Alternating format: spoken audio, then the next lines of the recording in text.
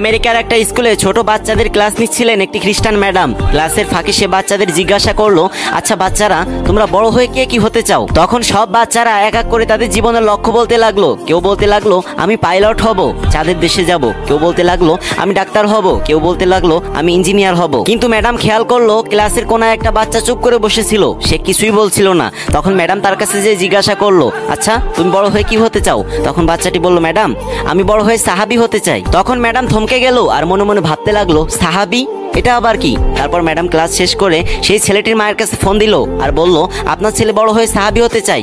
আচ্ছা এই সাহাবীটা কি জিনিস? তখন ছাত্রটির মা ম্যাডামকে বলল, ফোনে সাহাবী চিনানো যাবে না, আপনি যদি আমাদের বাসায় আসতে পারেন তাহলে আপনাকে সাহাবী সম্পর্কে সমস্ত ধারণা আমি দিয়ে দিব। ম্যাডামও কিছুতেই ওই সাহাবী জিনিসটা ভুলতে পারছিল না, তাই সাহাবী সম্পর্কে জানতে পরের দিনই ছাত্রটির বাসায় গেল। তখন সেই ছাত্রর মা সেই ম্যাডামকে নবীজি এবং সাহাবাদের জীবন কাহিনী খুলে বললেন এবং তাদের জীবন কাহিনী শুনে সেই খ্রিস্টান ম্যাডামটি ইসলাম ধর্ম গ্রহণ করলেন। কি কেউ সুবহানাল্লাহ বলবেন না?